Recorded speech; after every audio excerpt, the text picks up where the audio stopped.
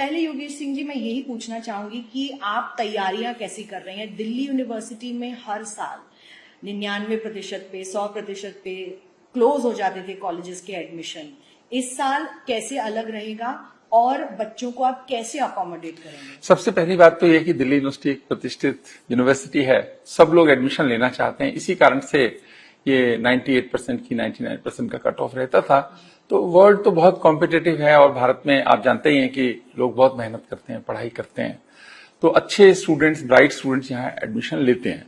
अभी पैटर्न बदला है, सिर्फ अभी भी ब्राइट हार्डवर्किंग स्टूडेंट्स ही एडमिट होंगे, लेकिन अब टेस्ट के थ्रू आएंगे। पहले सिस्टम में एक कमी थी कि वो एडमिशन प्रोसेस जो थी वो बोर्ड पे भी डिपेंडेंट थी।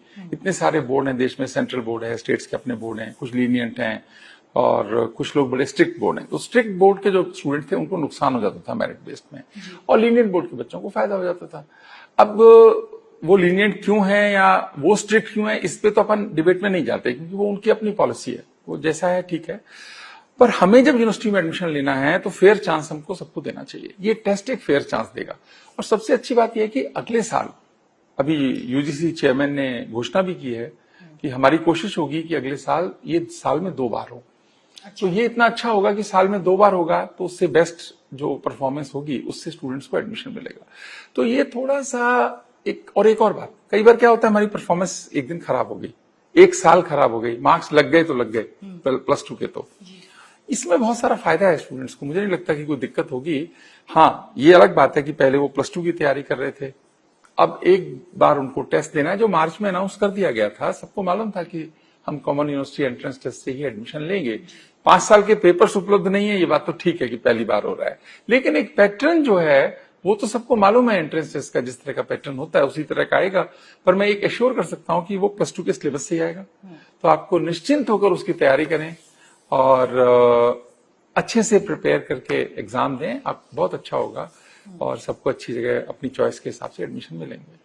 सर ये गैप क्यों? एक एग्जाम जुलाई में, एक एग्जाम अगस्त में। कुछ बच्चों का कहना है कि हमें प्रेपरेशन का टाइम कम मिला। क्या क्वेश्चन सेट अलग होंगे? जो जुलाई में सेम सब्जेक्ट के लिए अपेयर करेंगे, अगस्त में क्वेश्चन सेट अलग होगा या ऐसा कुछ है? देखिए, क्वेश्चंस तो अलग होंगे ही होंगे। ये तो है नहीं कि जो जुलाई में आए वही अगस्त में आ जाएंगे।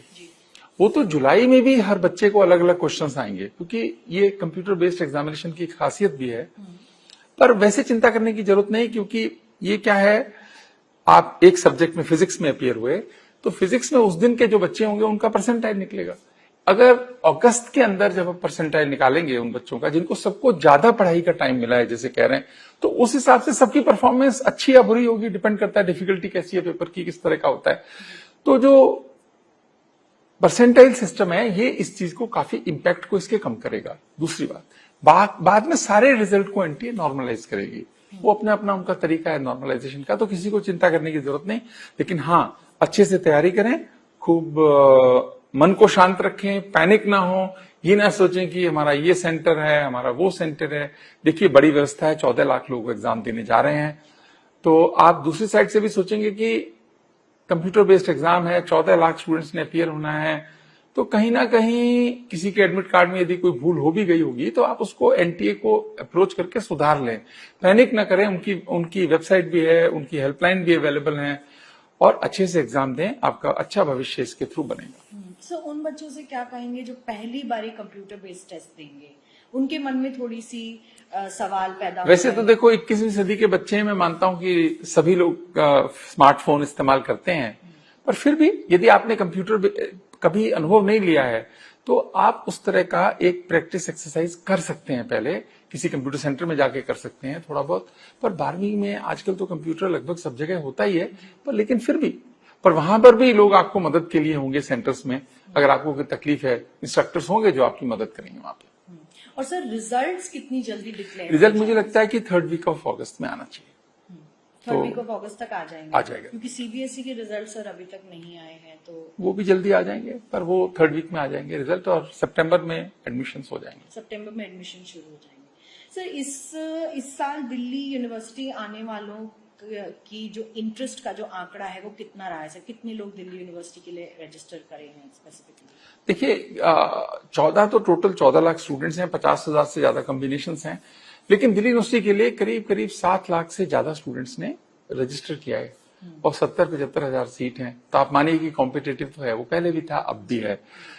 और अच्छी प्रतिष्ठित यूनिवर्सिटी है, सब पढ़ना चाहते हैं, ये हमारे लिए गर्व की बात है। हम सब उन सभी स्टूडेंट्स का दिल्ली यूनिवर्सिटी में स्वागत करेंगे जिनका यहाँ एडमिशन होता है।